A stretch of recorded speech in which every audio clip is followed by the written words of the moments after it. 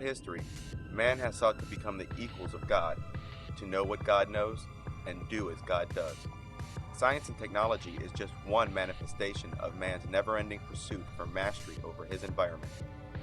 And for the Illuminati specifically, life extension technologies and total information awareness serve to bridge the gap between themselves and godhood. But there is another road to godhood, a road the Illuminati are all too familiar with, whose existence is one of their most closely guarded secrets, and that's transformation into the body of light.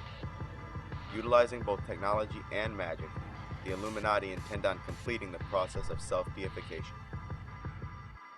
Transformation into the body of light has been a ritual practice in all parts of the world for thousands of years, and still only the privileged elite even know of its existence. It goes under many names, but its most well-known alias is George Lucas's Jedi.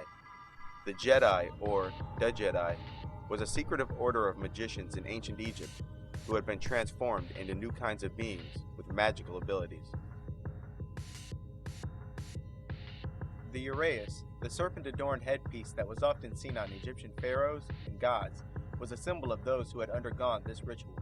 The serpent was placed over the forehead because the forehead was the location of the third eye. The serpent was used because it symbolized those who had their kundalini, or inner serpent, raised from the base of their spine up through the chakras and placed into their foreheads.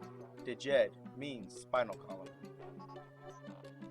In this ancient rite, the initiate would be led blindfolded into the very center of the Great Pyramid at Giza, where they would lay into a sarcophagus, which is like a giant coffin. From there, while clinically dead, certain incantations are said over the coffin. 3 days later, the person would be reborn as a Jedi, with abilities that we would associate with powerful magicians.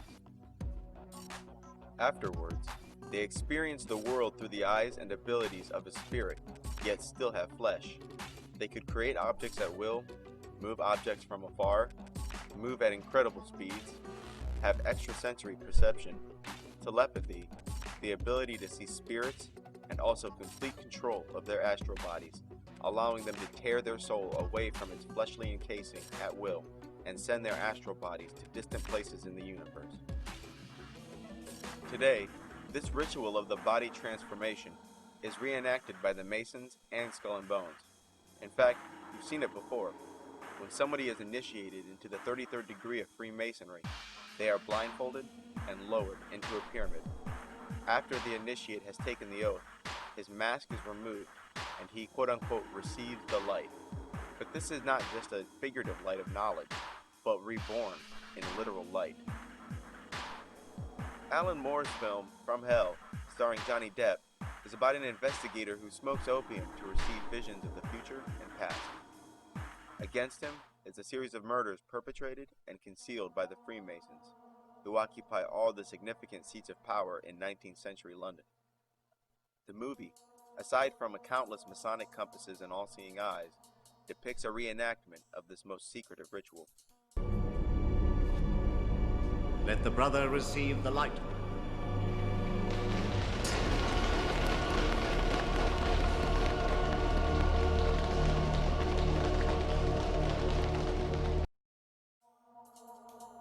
At Yale University's Skull and Bones, initiates are placed in a coffin, where they reveal their deepest secrets, and are afterwards told that they are reborn as bonesmen.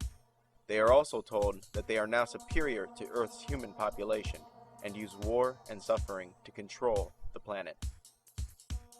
In movies like The Skulls, this ritual is cryptically depicted as the main character, a new initiate to the Skulls, is asked whether he is ready to be reborn, after which he is drugged and wakes up in a coffin along with other prospective Skull and Bone initiates. Hello? Are you ready to be reborn?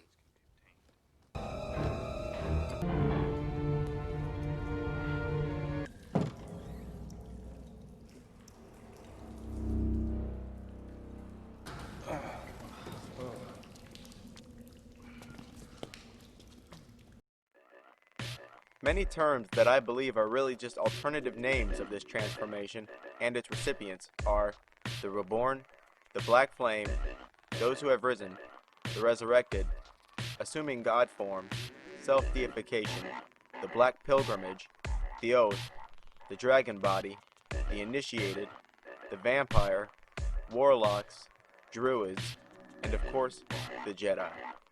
This conversion usually happens in large structures like pyramids and on ley lines. The Masons and the Illuminati have long used the phoenix in their symbolism. This is because the phoenix is a symbol of death and rebirth. In 1993's Warlock, the Armageddon, this ritual is nakedly displayed as the main character, Kenny Travis, is deliberately killed by his father so that he may be brought back to life with magical powers.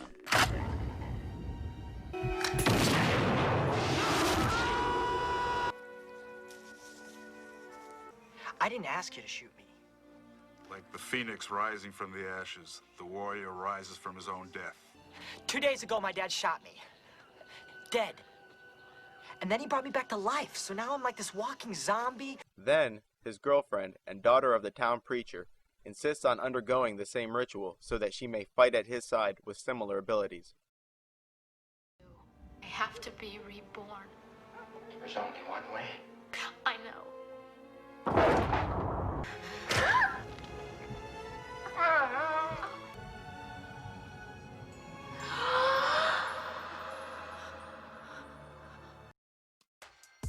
One book that mentions the Jedi, and the many names they've had throughout the centuries, is called The Return of the Serpents of Wisdom.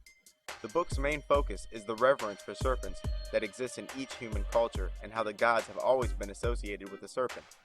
Mankind's relationship with the reptile is indeed a strange one. Humans have a natural aversion to reptiles. There are few creatures we would sooner kill in order to spare the life of a snake. Dogs, cats, bunny rabbits, dolphins. In fact, humans more often than not would rather see a snake die than just about any mammal on the planet. And yet, humans have, since ancient times, venerated the serpent and associated it with wisdom, godly powers, and the gods themselves. Even Jesus said to be as wise as serpents, while every other reference of the serpent in the Bible was unanimously negative. The return of the serpents of wisdom is kinda new agey, so the wise step lightly. But the book's cover is quite revealing. You have a body made of fire, receiving energy from two all-seeing eyes inside of pyramids, hovering above with the help of what appears to be the wings of the phoenix. Inside of the transformed man, the caduceus, or twin serpents. A picture truly is worth 1,000 words.